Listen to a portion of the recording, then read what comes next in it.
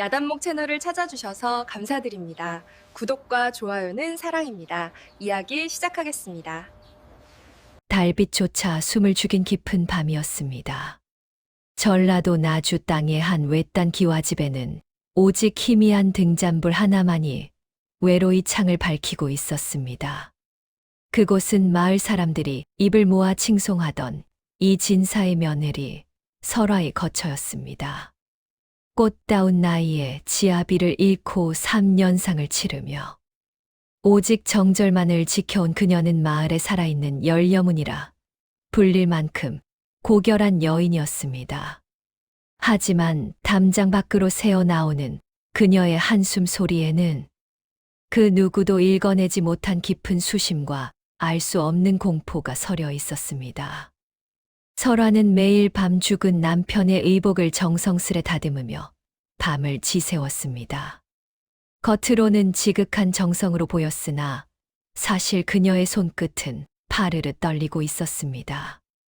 남편이 죽기 전 남긴 마지막 말이 환청처럼 귓가를 맴돌았기 때문입니다. 아무도 믿지 마시오. 심지어 나조차도 믿어서는 안 돼요. 그 기이한 유언은 설화의 심장을 옥죄는 족쇄가 되었습니다. 그녀는 남편이 무엇으로부터 도망치려 했는지, 왜 자신에게 그런 모진 말을 남기고 급사했는지 알지 못한 채 어둠 속에서 누군가가 자신을 지켜보고 있다는 망상에 시달려야 했습니다. 그때였습니다. 마당에 마른 잎사귀 하나 밟히는 소리조차 나지 않는 고요를 뚫고 담벼락 위로 검은 그림자 하나가 소리 없이 내려앉았습니다. 그것은 전라도의 매서운 칼바람도 비껴갈 만큼 날렵한 움직임이었습니다. 정절의 상징인 이 집안에 감히 발을 들인 이는 경상도 일대를 주름잡던 이름난 도둑 만수였습니다. 그는 팔도 강산을 누비며 권세가들의 재물을 털어 가난한 이들에게 나누어 주던 사내였으나 이번만큼은 목적이 달랐습니다. 그가 찾는 것은 금은보화가 아니라 이 집안 깊숙이 숨겨졌다는 전설의 서찰이었습니다. 만수는 숨을 몰아쉬며 문틈으로 방 안을 살폈습니다. 하얀 소복을 입고 단정히 앉아있는 설화의 뒷모습은 차라리 한 폭의 그림 같았습니다. 하지만 만수의 예리한 눈은 놓치지 않았습니다. 그녀가 쥐고 있는 가위 끝이 남편의 옷감이 아닌 자신의 목줄기를 향하듯 위태롭게 세워져 있다는 것을 말입니다. 만수는 직감했습니다. 이 가냘픈 여인이 지키고 있는 것은 정절이 아니라 어쩌면 이 나라 전체를 뒤흔들 거대한 폭풍의 눈일지도 모른다는 사실을 말입니다. 담벼락 밑으로 스며든 긴장감은 소리 없는 아우성이 되어 밤 공기를 가르고 있었습니다. 경상도에서 구름을 타고 바람을 가른다 하여 구름발이라 불리던 만수에게도 이 집의 분위기는 유독 서늘했습니다. 보통의 양반가라면 재물을 지키려는 욕망이나 사람 사는 온기가 느껴지기 마련인데 이곳은 마치 죽은 자가 여전히 안방 주인 노릇을 하는 듯 음산한 기운이 감돌았습니다. 만수는 고양이보다 더 가볍게 발을 떼며 툇마루 근처로 다가갔습니다. 그의 목표는 이 집안 대대로 내려온다는 골동품이나 금부치가 아니었습니다. 경상도 지주들 사이에서 은밀히 돌던 소문, 즉 전라도 나주의 이 진사댁에 나라의 운명을 바꿀 비밀 지도가 숨겨져 있다는 첩보를 확인하기 위함이었습니다. 만수가 창호지 문에 손가락을 대려는 찰나 방 안에서 나지막한 흐느낌이 들려왔습니다. 서러운 통곡도 아니요. 그저 억눌린 신음 같은 소리였습니다. 만수는 잠시 동작을 멈추고 귀를 기울였습니다.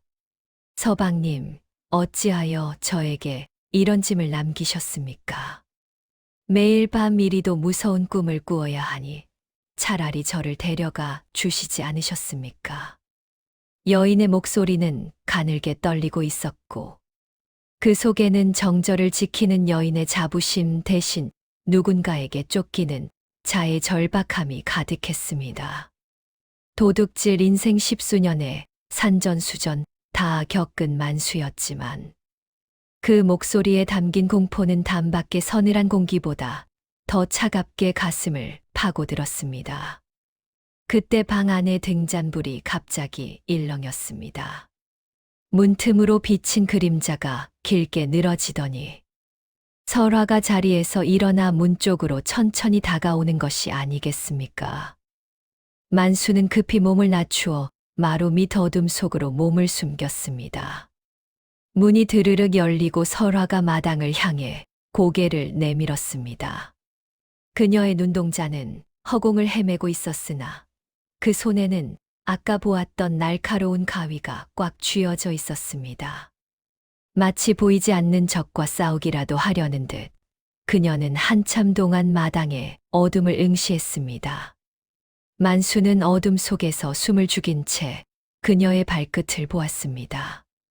버선발로 마루에 올라선 그녀의 발이 가늘게 떨리는 것을 보며 그는 이 여인이 무언가 대단한 비밀을 감추고 있음을 확신했습니다. 설화가 다시 방으로 들어가 문을 닫자 만수는 결단을 내렸습니다. 전공법으로는 답이 없음을 깨달은 그는 여인이 잠들기를 기다리는 대신 담벼락 구멍을 통해 지켜보았던 집안의 구조를 머릿속에 그렸습니다. 경상도 도둑의 자존심을 걸고 그는 오늘 밤 저 여인의 눈물을 닦아주러 온 것이 아니라 그 눈물 뒤에 숨겨진 진실을 훔치겠노라 다짐하며 다시금 문고리를 향해 손을 뻗었습니다. 만수는 문고리를 잡은 손에 극도의 신경을 집중했습니다. 소리 없이 문을 여는 것은 그에게 식은 죽 먹기보다 쉬운 일이었으나 이상하게도 이 방의 문고리에서는 쇠 냄새가 아닌 짙은 향나무 냄새와 함께 알 수 없는 압박감이 느껴졌습니다. 마침내 문이 열리고 방 안으로 스며든 만수는 소스라치게 놀랄 수밖에 없었습니다. 방 안은 그 흔한 자개함 하나 없이 정갈하다 못해 삭막하기까지 했습니다. 십수년을 도둑으로 살아오며 수많은 양반과 안방을 제 집처럼 드나들었지만 이토록 아무것도 없는 방은 처음이었습니다. 설화는 어느새 촛불을 끄고 누워 있었으나 만수는 그녀가 잠들지 않았음을 직감했습니다. 그녀의 호흡은 규칙적이지 않았고 이불 밖으로 나온 손가락 끝이 미세하게 바닥을 긁고 있었기 때문입니다. 만수는 어둠 속에서 고양이처럼 몸을 굴려 방구석에 놓인 낡은 괴짝으로 향했습니다. 이 집안의 가세로 보아 저런 투박한 나무 괴짝이 안방에 놓여 있을 리 없었습니다. 그는 품속에서 가느다란 철사를 꺼내 괴짝의 자물쇠를 건드렸습니다. 찰칵하는 작은 소리와 함께 괴짝이 열렸으나 그 안에는 만수가 기대했던 금붙이나 비단 대신 누렇게 빛이 바랜 서찰 한 뭉치만이 들어있었습니다. 실망감이 밀려오는 찰나 만수의 예리한 눈에 서찰 밑바닥에 깔린 검은 천이 들어왔습니다. 조심스레 서찰을 걷어내고 천을 들춰본 만수의 등줄기에 서늘한 소름이 돋았습니다. 그것은 평범한 천이 아니었습니다. 무관들이 입는 천릭의 조각이었는데 거기에는 말라붙어 검게 변한 핏자국이 선명하게 남아 있었습니다. 그리고 그 핏자국 위로 정교하게 자수가 놓여 있었는데 그것은 다름 아닌 왕실의 문장인 오약꽃 문양이었습니다. 경상도 도둑으로 살며 관가 소식에 밝았던 만수는 단번에 알아차렸습니다. 이것은 단순한 유품이 아니라 조정에서 극비리에 관리하는 금이영의 인장이 찍힌 밀지였던 것입니다. 만수가 서찰 한 장을 펼쳐 훑어내리는 순간 방 안의 공기가 급격히 얼어붙었습니다. 서찰에는 죽은 남편 이진사가 쓴 것으로 보이는 떨리는 필체로 이렇게 적혀 있었습니다. 내가 죽거든 이 서찰을 나주 목사에게 전하지 마시오. 그 자가 바로 나를 죽이려는 자요. 만수는 눈을 의심했습니다. 마을에서 성군이라 칭송받던 나주 목사가 사람을 죽이려 했다니. 게다가 그 상대가 자신의 절친한 벗이었던 이 진사라니 믿기지 않는 일이었습니다. 그때였습니다. 죽은 듯 누워있던 설화가 갑자기 몸을 일으키며 만수의 손목을 낚아챘습니다. 그녀의 손은 얼음장처럼 차가웠고 어둠 속에서 번뜩이는 눈동자는 이미 만수가 도둑이라는 사실 따위는 안중에도 없는 듯 보였습니다. 설화에게 손목을 붙잡힌 만수는 심장이 덜컥 내려앉는 기분이었습니다. 보통의 여인이라면 비명을 지르며 관가에 알리려 했을 터인데 그녀는 마치 오랫동안 이 순간을 기다려온 사람처럼 매서운 기세로 만수를 응시했습니다. 만수는 급히 단검에 손을 가져갔으나 설화의 입에서 나온 말은 예상 밖이었습니다. 당신이 그들이 보낸 자요? 아니면 그 서찰을 노리고 온 도둑놈이요? 그녀의 목소리는 낮고 단호했습니다. 만수는 짐짓 여유로운 척 대답했습니다. 경상도에서 온 이름 없는 나그네일 뿐이요. 그저 줄인 배를 채울 금붙이나 있을까 하여 들렀건만 재물 대신 피 묻은 옷까지만 보게 되었구려. 설화는 만수의 눈을 뚫어지게 쳐다보더니 천천히 손을 놓았습니다. 도둑이라니 차라리 다행이군요.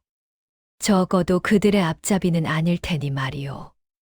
그녀는 비틀거리며 일어나 방 한 구석에 모셔진 남편의 위패 앞으로 다가갔습니다. 그리고는 정성스레 모셔져 있던 위패를 거침없이 들어 올려 바닥에 내던졌습니다. 만수는 깜짝 놀라 뒤로 물러섰습니다. 조선 땅에서 지아비의 위패를 저토록 험하게 다루는 여인은 본 적이 없었기 때문입니다. 그런데 깨진 위패의 나무 틈 사이에서 작은 비단 주머니 하나가 굴러 떨어졌습니다. 그 주머니 안에는 두 자루의 열쇠와 함께 남편의 것으로 보이는 일기 형태의 기록이 들어 있었습니다. 설화는 떨리는 손으로 그 기록을 만수에게 건넸습니다. 나의 남편은 평범한 선비가 아니었습니다. 그는 한양에서 내려온 비밀 감찰관이었으며 나주 목사가 이곳 곡창지대의 쌀을 빼돌려 북쪽의 여진족과 내통하며 군자금을 모으고 있다는 사실을 추적하고 있었습니다. 만수는 뒤통수를 한 대 엇맞은 기분이었습니다. 단순한 관아의 부정부패인 줄 알았더니 이것은 국경을 넘나드는 역모의 현장이었습니다. 일기장 속에는 남편이 죽기 직전까지 기록한 긴박한 내용들이 가득했습니다. 그는 마을 사람들에게는 성군으로 알려진 목사의 이면을 파헤치다 독살당한 것이었습니다. 설화는 남편이 남긴 이 증거들을 지키기 위해 지난 3년간 미친 사람처럼 혹은 정절에 미친 과부처럼 연기를 하며 살아온 것이었습니다. 저 열쇠는 관아 지하 창고의 비밀문을 여는 것입니다. 도둑님, 당신이 진정 신출귀몰한 재주를 가졌다면 나를 도와 이 나라를 뒤흔들 악마들의 정체를 밝혀주지 않겠습니까? 전라도 과부의 서늘한 제안에 경상도 도둑 만수의 눈빛이 묘하게 빛나기 시작했습니다. 만수는 설화의 제안을 듣고 잠시 멍하니 그녀를 바라보았습니다. 경상도 땅에서 이름께나 날리던 도둑으로 살아오며 수많은 기구한 사연을 접해왔지만 이토록 서슬퍼런하니 서린 제안은 처음이었기 때문입니다. 설화의 눈가에는 눈물이 맺혀 있었으나 그 눈동자만큼은 한겨울 얼음판처럼 차갑고 단단했습니다. 그녀는 남편의 복수를 위해 그리고 이 땅의 정의를 위해 스스로를 정절이라는 감옥에 가둔 채 기회를 엿보고 있었던 것입니다. 만수는 헛기침을 하며 분위기를 다잡았습니다. 보아하니 예사일이 아닌 듯 싶소만 나 같은 좀도둑이 어찌 감히 관아의 높은 담벼락을 넘고 목사의 목줄기를 노리겠소. 만수의 너스레에도 설화는 흔들림이 없었습니다. 그녀는 품 안에서 작은 은장도를 꺼내더니 자신의 손바닥을 살짝 그었습니다. 붉은 피가 배어 나오는 손을 만수 앞에 내밀며 그녀가 말했습니다. 이 피는 내 남편의 한이요. 또한 이 고을 백성들의 눈물입니다. 당신이 도둑이라면 세상에 귀한 것을 탐할 줄 알 터인데 목사의 머리 위에 앉은 그 권세만큼 귀한 보물이 또 어디 있겠습니까? 만수는 그녀의 기계에 압도당했습니다. 단순한 과부의 넋두리가 아니라 목숨을 내던진 결사항전의 의지가 느껴졌습니다. 만수가 다시 서찰과 비단 주머니를 살피는 사이 밖에서 들려오는 개 짖는 소리가 심상치 않았습니다.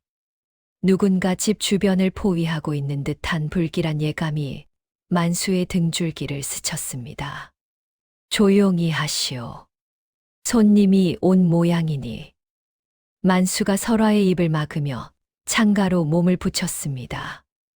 어둠 속에서 횃불 그림자가 일렁이고 쇠붙이가 부딪히는 소리가 마당 너머에서 들려왔습니다. 나주 목사의 수아들이었습니다. 그들은 이 진사의 처가 무언가 비밀을 쥐고 있음을 눈치채고 3년상의 끝 무렵인 오늘 밤을 기해 증거를 없애러 온 것이 분명했습니다. 설화는 오히려 담담한 표정으로 벽장에 숨겨두었던 낡은 검 한 자루를 꺼내 만수에게 건넸습니다. 남편이 쓰던 것입니다. 이제 주인 없는 칼이 되었으니 당신이 대신 휘둘러 주시겠습니까? 만수는 쓴웃음을 지으며 검을 받아들었습니다. 경상도 도둑이 전라도에서 칼춤을 추게 생겼구려. 만수의 눈빛이 순식간에 날카로운 맹수의 것으로 변하며 그는 어둠 속에서 문을 박차고 나갈 준비를 마쳤습니다. 마당을 가로지르는 횃불의 불길이 창호지 문 너머로 붉게 일렁였습니다. 문 밖에서 들려오는 발소리는 거칠고 무거웠으며 병장기가 옷깃에 쓸리는 서슬퍼런 소리가 방 안까지 스며들었습니다. 나주 목사의 사주를 받은 자객들이 마침내 설화의 숨통을 조여온 것이었습니다. 만수는 설화가 건넨 검의 무게를 가늠하며 입술을 짓씹었습니다. 그저 재물이나 좀 챙기려 담을 넘었던 경상도. 도둑의 일상이 순식간에 나라의 영모와 얽힌 사투의 현장으로 바뀐 순간이었습니다. 문이 거칠게 박차고 열리기도 전 만수는 먼저 창문을 깨고 마당으로 몸을 날렸습니다. 칠흑 같은 어둠 속에서 만수의 신형은 마치 한 마리의 검은 표범과도 같았습니다. 당황한 자객들이 횃불을 휘두르며 달려들었지만 만수는 그들의 공격을 종이 한 장 차이로 피하며 검 손잡이로 적의 명치를 정확히 가격했습니다. 평소 살생을 즐기지 않는 도둑의 성정이었으나 상대들의 기세로 보아 적당히 상대에서는 살아남지 못할 것임을 직감했습니다. 그때였습니다. 마을 어귀에서 갑작스러운 비명과 함께 종소리가 요란하게 울려 퍼졌습니다. 살인이다. 살인사건이 났다. 목소리의 주인공은 다름 아닌 나주 목사의 신복인 형방이었습니다. 만수는 상황이 심상치 않게 돌아가고 있음을 깨달았습니다. 저들이 단순히 비밀을 훔치러 온 것이 아니라 설화에게 살인 누명을 씌워 합법적으로 그녀를 처단하려는 계략을 꾸민 것이었습니다. 이미 마을 사람들은 횃불을 들고 설화의 집으로 몰려오고 있었고 관군들 또한 이 진사댁을 포위하기 시작했습니다. 설화는 방 안에서 단정히 소복을 매만진 채 만수를 바라보았습니다. 그녀의 눈에는 두려움보다 깊은 체념과 분노가 서려 있었습니다. 나를 두고 가십시오. 저들의 목표는 나이니 당신이라도 이 증거를 가지고 달아나야 합니다. 하지만 만수는 코웃음을 쳤습니다. 경상도 사나이가 여인을 사지에 두고 혼자 살기를 찾는다는 소리는 들어본 적이 없소. 만수는 설화의 손목을 단단히 움켜쥐었습니다. 이제 두 사람 앞에는 평온한 일상이 아닌 쫓기는 자들의 위태로운 도주로가 펼쳐지고 있었습니다. 마을 전체가 그들을 죄인으로 몰아세우는 가운데 두 사람은 밤의 정막을 뚫고 숲속으로 몸을 던졌습니다. 산길은 험하고 어둠은 짙었습니다. 만수는 설화의 손목을 잡고 넝쿨이 우거진 가파른 능선을 헤치며 나아갔습니다. 뒤편에서는 수십 개의 횃불이 마치 거대한 불뱀처럼 꿈틀대며 산을 오르고 있었습니다. 관군들의 고함 소리와 사냥개의 짖는 소리가 발 뒤꿈치까지 따라붙는 긴박한 상황이었습니다. 평생을 담벼락 넘나들며 도망치는데 도 같은 만수였지만 거칠애 뿐인 한복을 입고 제대로 걷지도 못하는 여인을 데리고 산을 타는 것은 여간 고역이 아니었습니다. 설화의 버선코는 이미 흙탕물과 피로 얼룩져 있었으나 그녀는 신음 소리 한 번 내지 않았습니다. 오히려 만수가 숨을 고를 때마다 그의 옷자락을 밀며 어서 가라고 재촉할 뿐이었습니다. 만수는 잠시 멈춰 서서 산 아래의 형세를 살폈습니다. 나주 목사가 단순히 포졸들만 보낸 것이 아니었습니다. 칠흑 같은 어둠 속에서도 번뜩이는 살기를 뿜어내는 저들은 분명히 전문적인 살수들이었습니다. 그들은 관군의 눈을 피해 어둠 속에서 화살을 겨누고 있었습니다. 휘익하는 소리와 함께 만수의 머리칼을 스치며 화살 한 대가 나무에 박혔습니다. 만수는 본능적으로 설화를 끌어안고 비탈기 아래로 몸을 굴렸습니다.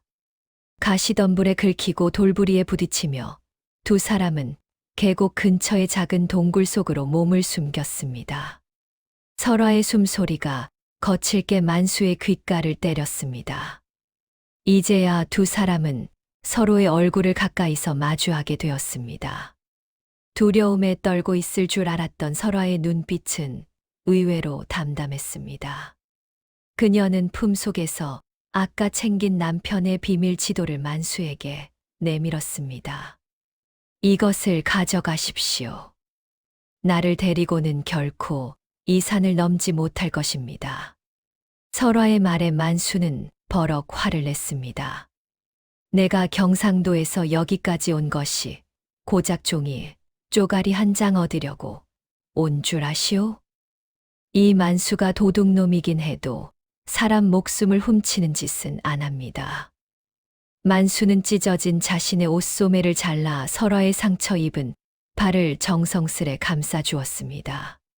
투박한 도둑의 손길이었으나 그 속에는 그 어떤 대장부보다 깊은 진심이 담겨 있었습니다.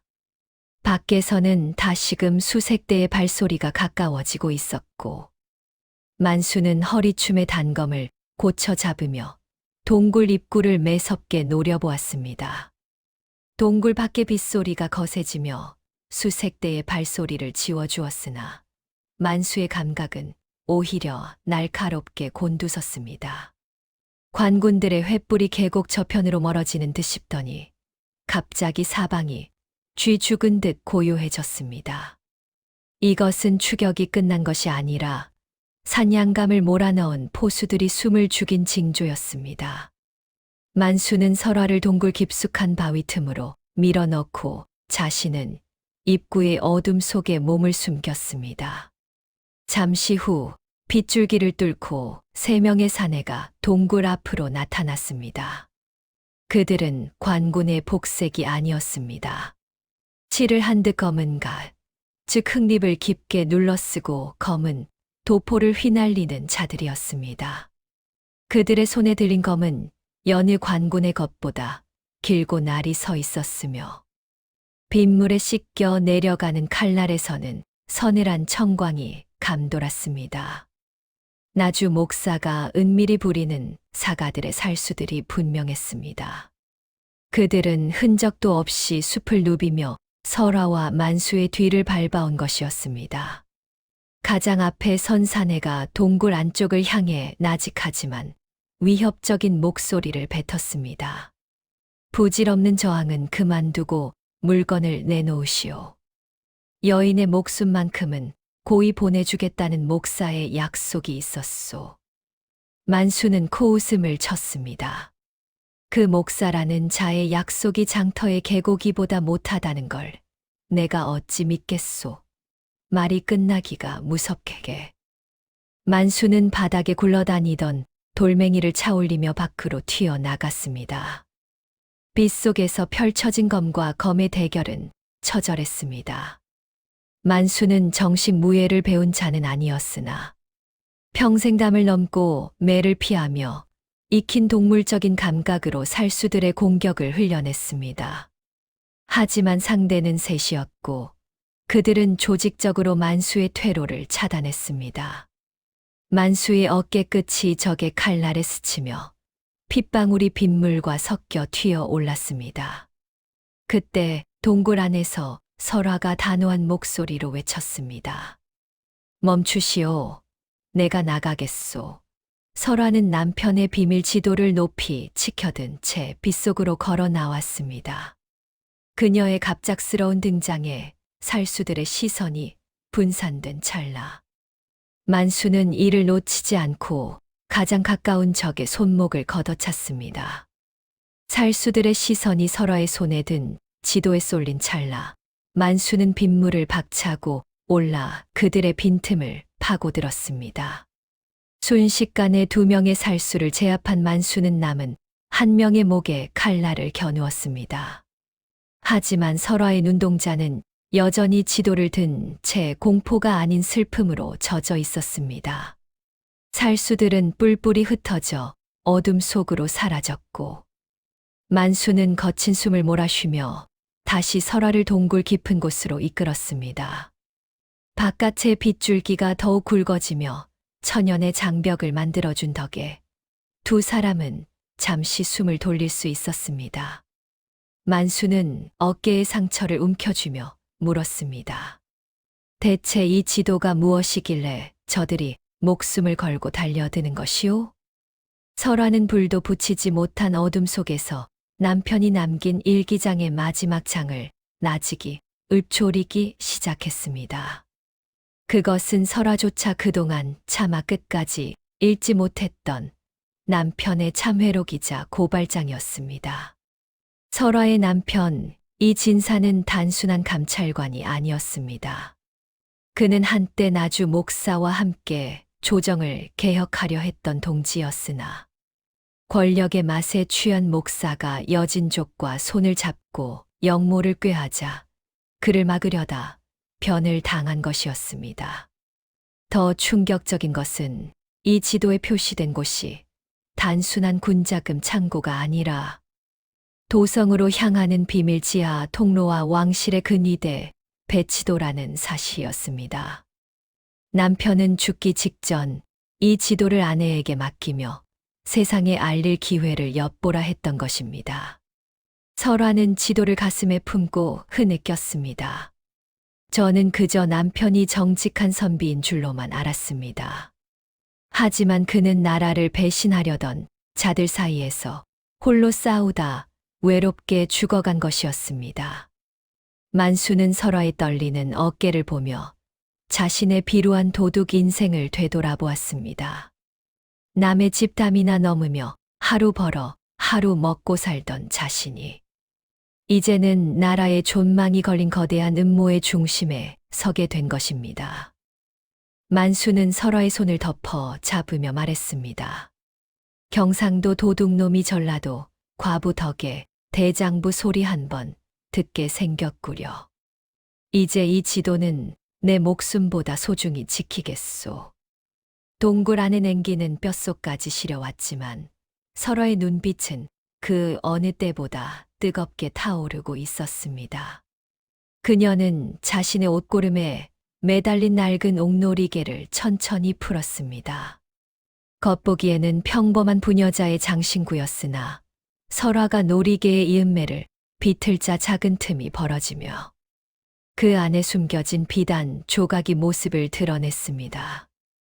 만수는 침을 꿀꺽 삼키며 그 광경을 지켜보았습니다. 이것은 남편이 죽기 전 제 손에 직접 쥐어준 것입니다.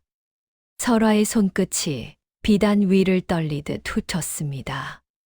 비단 조각에는 나주 일대의 산세가 아닌 한양 도성의 지형과 대궐의 은밀한 배수구가 정교하게 그려져 있었습니다. 만수는 눈을 크게 떴습니다. 도둑으로 살며 고관대작들의 집 구조를 훤히 꿰뚫고 있던 그였지만 왕실에 금기된 통로가 기록된 지도는 처음 보았습니다. 이것은 단순한 지도가 아니라 임금의 침소까지 단숨에 도달할 수 있는 영모의 이정표였던 것입니다.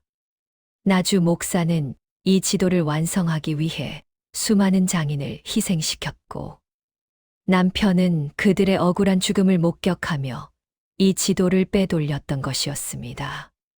설화는 지도를 만수에게 건네며 말을 이었습니다. 이 지도가 나주 목사의 손에 들어가면 오늘 밤 안에 반역의 불길이 한양으로 치솟을 것입니다. 당신의 발이 구름을 타고 바람을 가른다 하였으니 부디 이것을 조정에 믿을 만한 이에게 전해 주십시오. 만수는 지도의 무게가 천근만근처럼 느껴졌습니다. 경상도 사나이로 태어나 그저 남의 재물이나 탐하며 살아왔건만 이제는 만백성의 목숨과 임금의 안위가 자신의 손끝에 달려있게 된 것이었습니다. 만수는 지도를 품 안 깊숙이 갈무리하며 설화를 보았습니다. 여보시오, 과부님. 나는 도둑이라 정직과는 거리가 먼 사람이오. 하지만 이 지도를 전하러 가는 길에 당신을 홀로 둘 수는 없소. 저들이 노리는 것은 지도뿐만 아니라 진실을 알고 있는 당신의 입이기도 하니까 말이오. 두 사람의 운명은 이제 때려야 뗄 수 없는 하나의 끈으로 묶여 더 깊은 어둠 속으로 발을 내디뎠습니다. 만수는 젖은 옷을 짜내며 설화와 함께 산의 능선을 탔습니다. 추격대의 횃불이 저 멀리 산 아래에서 어지럽게 흩어지는 것을 보며 그는 잠시 옛 생각에 잠겼습니다. 설화는 묵묵히 걷는 만수의 옆모습에서 단순한 도둑 이상의 고독을 읽어냈습니다. 도둑님께서는 어찌하여 이토록 험한 길을 걷게 되셨습니까? 설화의 조용한 물음에 만수는 씁쓸한 미소를 지었습니다. 사실 만수는 본래 경상도 어느 고을에 전망 있는 포교였습니다. 법을 수호하고 백성을 지키는 것이 제 소명이라 믿었으나 10년 전 일어난 탐관오리의 수탈 사건이 그의 인생을 송두리째 뒤바꾸어 놓았습니다. 백성들의 고혈을 짜내어 윗선에 바치는 상사들의 비리를 고발하려 했으나 돌아온 것은 영모라는 누명과 가문의 멸문지화였습니다. 관복을 벗어 던지고 산으로 들어간 그는 그때부터 법 대신 자신의 주먹과 재주로 세상을 조롱하기 시작했던 것입니다. 나도 한때는 나라시를 한다는 자부심으로 살았소. 하지만 법이라는 것이 힘없는 이들의 목을 죄는 밧줄이 되는 것을 본 후로는 그 밧줄을 끊어버리는 도둑이 되기로 결심했지. 만수의 목소리에는 깊은 회한이 서려 있었습니다. 그는 의적으로 이름을 날리며 부조리한 재물을 털어 나누어 주었지만 가슴 한구석에는 늘 채워지지 않는 허기가 있었습니다. 그것은 바로 무너진 정의를 자신의 손으로 다시 세우고 싶다는 갈망이었습니다. 설화는 그의 이야기를 듣고 만수의 손을 가만히 잡았습니다. 당신이 잃어버렸던 그 자부심을 이제 이 지도가 되찾아 줄지도 모릅니다. 당신은 도둑이 아니라 이 나라의 꺼져가는 등불을 지키는 파수꾼입니다. 만수는 여인의 따뜻한 손길에 짐짓 당황하며 고개를 돌렸으나 그의 눈빛은 그 어느 때보다 단단해졌습니다. 이제 만수에게 이 여정은 단순한 도망이 아니었습니다. 10년 전 접었던 날개를 다시 펴고 진정한 적을 향해 날아오를 준비를 하는 복수의 서막이었습니다. 산등성이를 내려온 두 사람을 맞이한 것은 평화로운 고을의 풍경이 아니었습니다. 나주 목사의 명을 받은 인근 현감은 이미 모든 길목에 방을 붙이고 삼엄한 검문을 실시하고 있었습니다.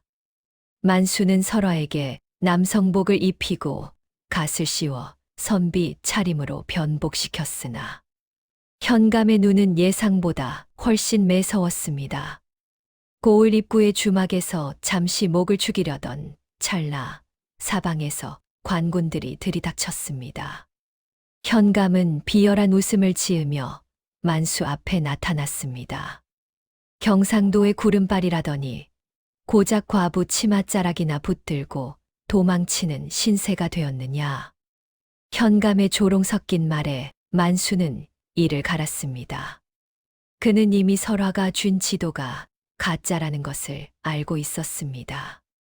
진짜는 만수의 복대 안에 숨겨져 있었지만 현감은 설화를 인질로 잡아 만수를 굴복시키려 했습니다.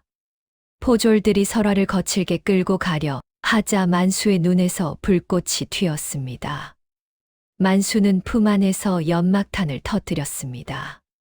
순식간에 주막 앞은 자욱한 연기로 가득 찼고 비명과 고함이 뒤섞였습니다. 만수는 보이지 않는 연기 속에서 오직 소리에만 의지해 관군들을 하나둘 제압해 나갔습니다. 하지만 현감은 영리했습니다.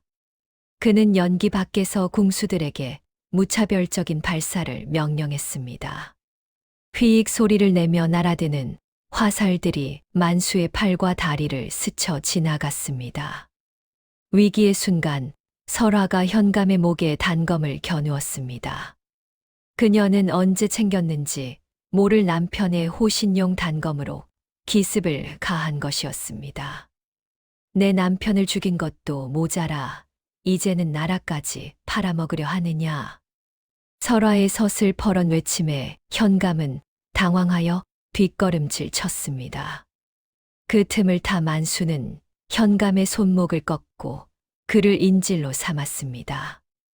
만수의 검끝이 현감의 목젖을 겨누자 빗발치던 화살이 멈췄습니다. 두 사람은 피비린내 나는 주막을 뒤로하고 다시금 목숨을 건 탈출을 시작했습니다. 현감을 방패 삼아 위기를 넘기는 듯했으나 목사의 사주를 받은 자객들은 현감의 목숨 따위는 안중에도 없다는 듯 다시금 포위망을 좁혀왔습니다.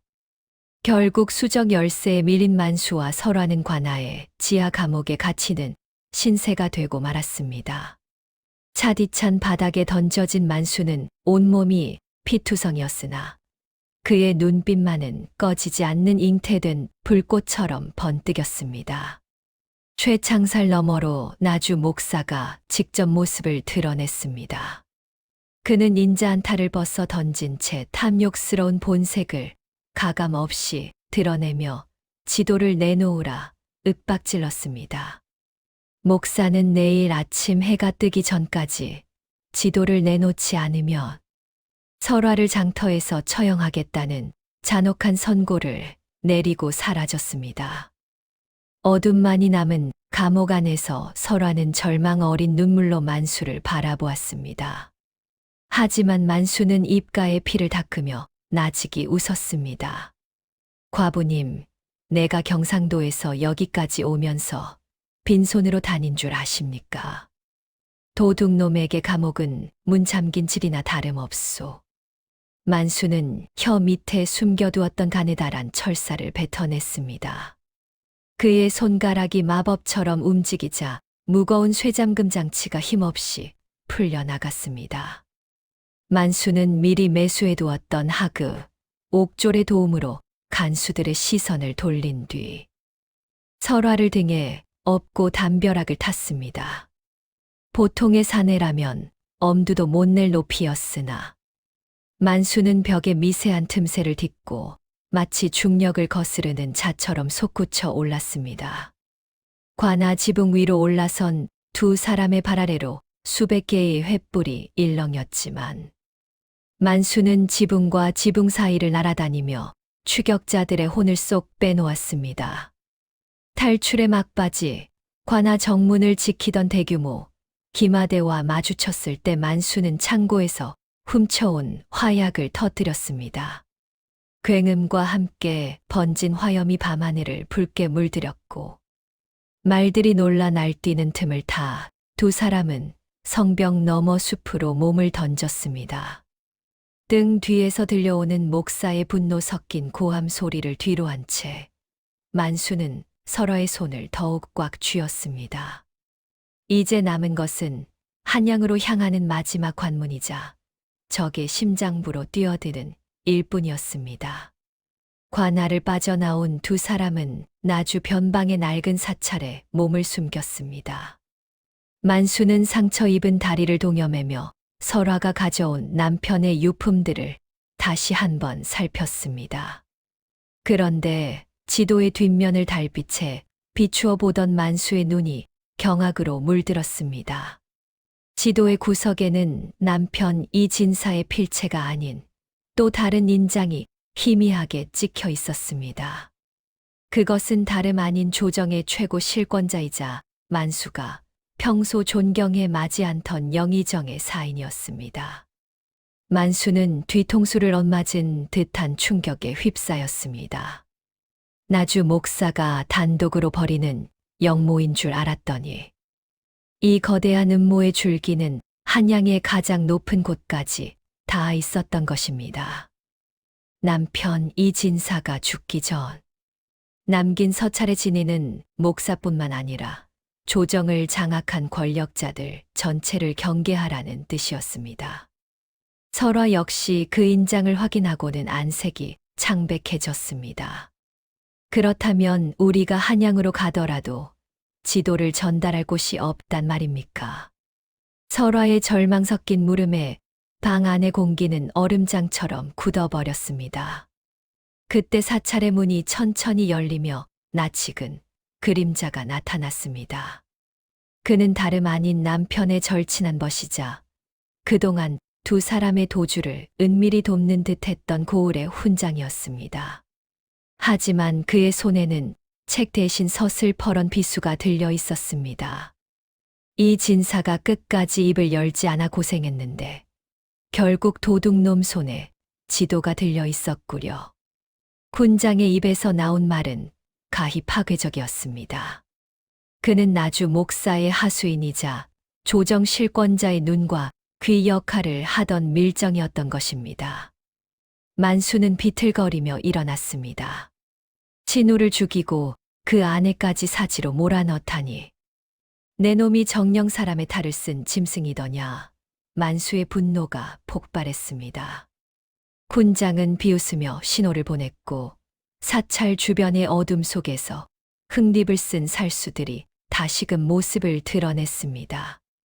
모든 것이 함정이었습니다. 그들이 관아를 탈출하도록 내버려 둔 것조차 지도의 정확한 위치와 비밀을 완전히 파악하기 위한 목사의 계략이었던 것입니다. 만수는 설화를 제 등 뒤로 숨기며 검을 고쳐 쥐었습니다. 이제는 누구도 믿을 수 없는 오직 자신의 손에 쥔 칼날만이 유일한 진실인 싸움이 시작되었습니다. 사찰의 좁은 법당 안에서 살수들과 대치하던 긴박한 순간 만수는 문득 설화의 노리개 곁에 떨어진 낡은 부적 주머니 하나를 발견했습니다. 그것은 설화가 어릴 적 돌아가신 친정아버지로부터 물려받아 평생 몸에 지니고 다니던 물건이었습니다. 난전 중에 터진 주머니 사이로 빛바랜 종이 한 장이 삐져나왔고 그곳에는 만수가 평생 잊지 못하던 이름 석자가 선명하게 적혀 있었습니다. 만수의 눈동자가 격하게 흔들렸습니다. 설화의 아버지는 10년 전 만수가 고발하려 했던 탐관오리의 수탈에 맞서다 억울하게 처형당한 만수의 상관이자 스승이었던 분이었습니다. 당시 만수는 스승의 가문을 지키지 못했다는 자책감에 관복을 벗고 도둑의 길을 택했건만 오늘 자신이 목숨을 걸고 지키던 이 여인이 바로 스승님의 외동딸이었다는 사실을 깨닫자 심장이 터질 듯 요동쳤습니다. 만수는 훈장을 향해 포효하듯 외쳤습니다. 내 오늘에서야 내가 왜 이곳까지 흘러왔는지, 왜 이 여인을 만나게 되었는지 깨달았구나. 만수의 검술은 아까와는 차원이 달랐습니다. 스승의 한과 자신의 10년 세월이 응축된 칼날은 허공을 가르며 살수들의 병장기를 박살냈습니다. 훈장은 만수의 기세에 눌려 뒷걸음질 치다 법당 기둥에 부딪혔고 만수는 그의 목덜미를 낚아채며 지도의 진짜 용도를 토해내게 했습니다. 훈장의 입에서 나온 진실은 더욱 참혹했습니다. 영의정이 노리는 것은 단순한 왕위 찬탈이 아니라 여진족에게 나라의 국경을 열어주고 그 대가로 영원한 권력을 약속받는 것이었습니다. 설화는 아버지와 남편을 모두 앗아간 자들의 추악한 실체를 마주하고는 바닥을 짚으며 오열했습니다. 하지만 만수는 그녀의 어깨를 단단히 잡았습니다. 울지 마시오, 아가씨. 스승님이 남긴 의기가 당신의 피 속에 흐르고 있소. 이제 이 경상도 도둑놈이 스승님께 드리는 마지막 절을 저 역적들의 머리로 대신하겠소. 훈장의 목줄기를 움켜쥔 만수의 손에 서슬 퍼런 힘이 들어갔습니다. 하지만 훈장은 죽음의 공포 속에서도 비릿한 웃음을 지으며 손가락으로 산 아래를 가리켰습니다. 이미 나주 목사가 이끄는 사병들이 사찰을 겹겹이 포위한 채 산등성이를 타고 올라오고 있었습니다. 만수는 훈장을 내동댕이 치고 설화를 이끌어 사찰 뒤편의 가파른 절벽으로 향했습니다. 더 이상 물러설 곳 없는 벼랑 끝. 그곳에는 나주 목사가 거느린 수백 명의 병사가 횃불로 밤을 낮처럼 밝히고 있었습니다. 나주 목사는 백마를 탄 채 유유히 앞으로 걸어 나왔습니다. 그는 만수를 보며 가소롭다는 듯 혀를 찼습니다. 경상도 좀도둑놈이 대단한 충신이라도 된 양구는구나. 그 지도를 넘기고 여인을 내준다면 내 놈의 목숨만은 살려 한양으로 보내주마. 목사의 제안에 설화는 만수의 옷자락을 꽉 쥐었습니다. 그녀의 눈에는 자신을 희생해서라도 만수를 살리고자 하는 결연함이 서려 있었습니다. 하지만 만수는 설화의 손을 조용히 떼어내며 자신의 복대에서 진짜 지도를 꺼내 들었습니다. 만수는 지도를 높이 치켜들고 목사의 눈을 똑바로 응시했습니다. 이 종이 쪼가리가 내 놈에게는 권력의 열쇠일지 모르나 나에게는 내 스승님의 목숨값이자 이 나라 백성들의 피눈물이다. 만수는 지도를 품 안에 화약 심지에 가까이 가져갔습니다. 만약 한 걸음이라도 더 다가온다면 이 지도와 함께 내 놈들의 야욕을 영원히 묻어버리겠다. 만수의 광기 어린 외침에 기세등등하던 목사의 안색이 흙빛으로 변했습니다. 지도가 없으면 영모의 거사는 물거품이 될 터였기 때문입니다. 그 순간 만수는 설화에게만 들릴 듯한 작은 목소리로 속삭였습니다. 제가 신호를 주면 저 절벽 아래 계곡으로 몸을 던지십시오. 아래에는 제가 미리 보아둔 깊은 소가 있습니다. 설화가 당황하는 사이 만수는 화약에 불을 붙이는 신용을 하며 적의 진영으로 달려들었습니다. 혼비백산한 병사들이 흩어지는 찰나 만수는 설화를 안고 천길 낭떠러지 아래로 몸을 날렸습니다. 등 뒤로 목사의 처절한 비명이 울려 퍼졌고 두 사람의 신형은 차가운 계곡물 속으로 흔적 없이 사라졌습니다. 계곡의 거센 물살에서 간신히 목숨을 건질 만수와 설화는 쉴 틈도 없이 한양으로 향하는 길목인 북동쪽 산성으로 향했습니다. 나주 목사는 이미 두 사람이 살아있음을 직감하고 전령을 보내 길목마다 사병들을 배치한 상태였습니다. 산성은 이미 영모의 가담한 무관들에 의해 장악되어 있었고 성루 위에는 흙립을 쓴 살수들이 매의 눈으로 사방을 감시하고 있었습니다. 만수는 설화의 손을 잡고 넝쿨이 우거진 성벽에 후미진 틈새를 공략했습니다. 도둑질로 다져진 만수의 신법은 성벽의 가파른 각도조차 평지처럼 느끼게 했습니다. 그는 설화를 먼저 성벽 위로 끌어올린 뒤 자신도 가볍게 올라섰습니다. 하지만 성 안의 풍경은 참혹했습니다. 영모의 발각을 두려워한 목사가 무고한 성 안의 백성들을 지하 창고에 가두고 성 전체에 기름을 뿌려 불을 지르려 하고 있었기 때문입니다. 만수는 분노로 몸을 떨었습니다. 권력을 위해 자국 백성을 제물로 삼는 자들을 더는 용납할 수 없었습니다. 만수는 설화에게 지도를 맡기며 성화봉송대에 불을 붙여 조정에 신호를 보내라 일렀습니다. 자신은 홀로 수십 명의 사병들이 지키고 있는 지하 창고 입구로 뛰어들었습니다.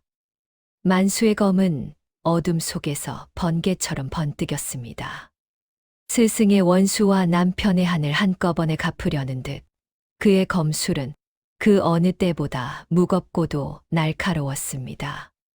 사병들의 비명이 성벽을 메아리 칠 때 성루 꼭대기에서는 설화가 불화살을 쏘아 올렸습니다. 밤하늘을 가르는 붉은 불꽃은 한양을 향한 절박한 구조 요청이자 역적들에게 보내는 선전포고였습니다. 목사는 미친 듯이 칼을 휘두르며 성루로 올라왔고 만수는 창고의 문을 부수어 갇혀있던 백성들을 해방했습니다. 불길이 성벽을 타고 올라오기 시작한 절체절명의 순간 만수는 다시 성루 위에서 목사와 마주했습니다. 타오르는 불꽃을 배경으로 두 사람의 검이 맞부딪히며 쇠 냄새와 피 냄새가 뒤섞인 마지막 혈투가 시작되었습니다. 성루 위는 타오르는 불길로 인해 마치 지옥의 입구처럼 뜨거웠습니다. 나주 목사는 광기에 어린 눈으로 검을 휘두르며 만수를 몰아세웠습니다. 내 놈 하나 죽인다고 이 거대한 흐름이 바뀔 것 같으냐. 한양의 영의정 대감께서 이미 모든 준비를 끝내셨다.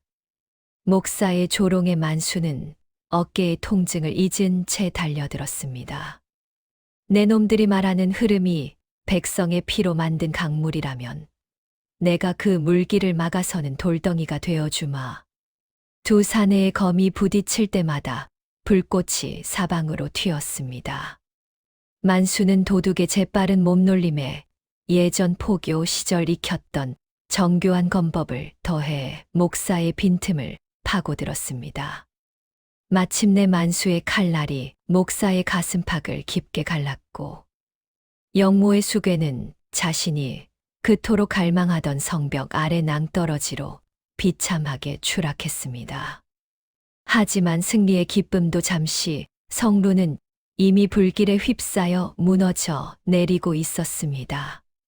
설화는 지도를 가슴에 품고 무너지는 석가래 사이에서 만수를 향해 손을 뻗었습니다. 도둑님, 어서 이쪽으로. 만수는 연기에 질식해 가면서도 설화를 안아 성벽 밖 안전한 돌출부로 밀어냈습니다. 바로 그 순간 거대한 성루의 지붕이 굉음과 함께 만수의 머리 위로 쏟아졌습니다. 설화의 비명 소리가 밤 공기를 갈랐지만 만수의 모습은 자욱한 먼지와 불길 속으로 사라져 버렸습니다. 먼 곳에서 신호탄을 본 관군들의 말발굽 소리가 지성천을 울리며 다가오고 있었습니다. 영모에 가담하지 않았던 정예 병력들이 설화의 신호를 보고 달려온 것이었습니다. 설화는 눈물을 닦으며 만수가 넘겨준 지도를 높이 들었습니다.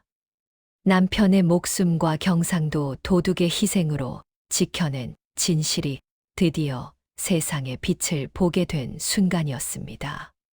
불타는 산성 위로 솟아오른 해는 칠흑 같았던 배신의 밤이 끝나고 새로운 아침이 오고 있음을 알리고 있었습니다. 영모의 불길이 꺼진 나주 땅에는 서늘한 새벽 안개가 내려앉았습니다. 설화가 목숨을 걸고 전한 지도는 한양에 도착하여 영의정을 비롯한 역적들의 숨통을 단숨에 끊어놓았습니다. 나주 목사의 사병들은 무장 해제되었고 옥에 갇혔던 무고한 백성들은 눈물을 흘리며 풀려났습니다. 조정에서는 죽은 이 진사의 충절을 기려 정문집만을 세우고 그의 아내 설화에게는 나라를 구한 여장부라는 칭송과 함께 큰 상급을 내렸습니다. 하지만 설화의 마음 한구석은 차디찬 구멍이 뚫린 듯 공허했습니다.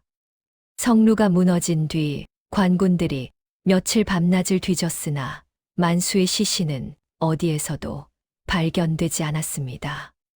사람들은 그 불길 속에서 살아남은 이는 없을 것이라 말하며 고개를 저었습니다.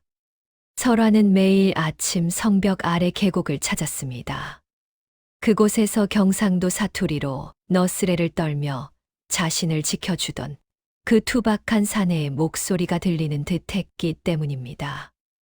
그러던 어느 날 설화는 자신의 집 담벼락 밑에서 낯익은 물건 하나를 발견했습니다. 그것은 만수가 훔쳐갔던 자신의 낡은 은장도와 함께 놓인 작은 복주머니였습니다. 주머니 안에는 금은보화 대신 만수가 그토록 소중히 여겼던 스승이자 설화의 아버지인 분의 유품 조각이 들어 있었습니다. 그리고 삐뚤빼뚤한 글씨로 적힌 쪽지 한 장이 있었습니다.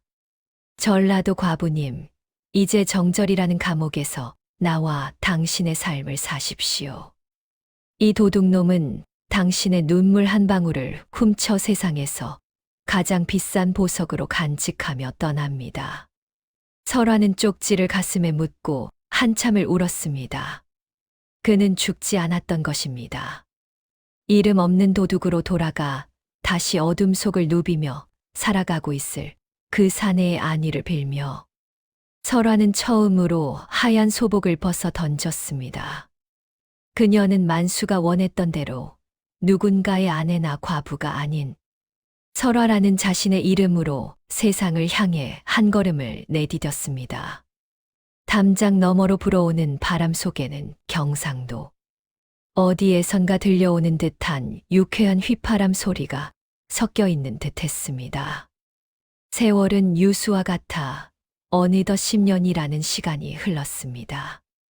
나주 땅의 정절녀로 불리던 설화는 이제 고을 아이들에게 글을 가르치고 어려운 이웃을 돌보는 지혜로운 여인이 되었습니다.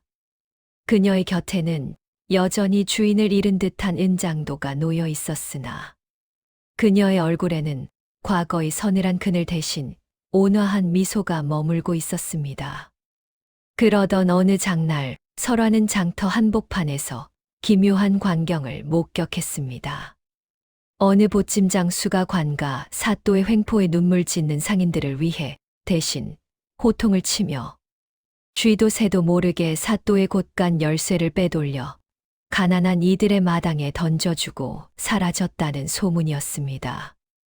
사람들은 그를 두고 구름을 타고 다니는 도적이라 칭송했습니다. 설화는 직감적으로 알 수 있었습니다. 그가 다시 세상의 담을 넘으며 정의를 훔치고 있다는 사실을 말입니다. 그날 밤 설화의 집 마당에는 이름 모를 들꽃 찬송이와 함께 경상도 사과 한 알이 놓여 있었습니다. 두 사람은 비록 서로의 곁에 머물지는 않았으나 각자의 자리에서 세상을 밝히는 등불이 되어 보이지 않는 인연의 끈을 이어가고 있었던 것입니다. 구독자 여러분, 오늘 들려드린 전라도, 과부와 경상도, 도둑의 기막힌 인연 이야기는 여기서 막을 내립니다. 신분을 뛰어넘고 지역의 벽을 허물며 오직 의의를 위해 목숨을 걸었던 두 사람의 모습에서 우리는 진정한 사람의 도리가 무엇인지 다시금 생각해 보게 됩니다. 겉으로 보이는 신분이나 처지보다 중요한 것은 그 사람의 가슴 속에 품은 진실한 마음이라는 사실을 말입니다. 고단한 삶의 무게에 눌려 진실을 외면하고 싶을 때도 있겠지만 오늘 이야기 속 만수와 설화처럼 서로를 믿고 지탱해 주는 귀한 인연이 여러분 곁에도 늘 함께 하시기를 진심으로 기원합니다. 여러분의 삶 속에도 어둠을 뚫고 피어나는 저 달빛 같은 희망이 가득하시길 바랍니다. 오늘 들려드린 이야기가 여러분의 마음 속에 작은 울림이 되었다면 잊지 말고 구독과 좋아요를 눌러주시길 정중히 부탁드립니다.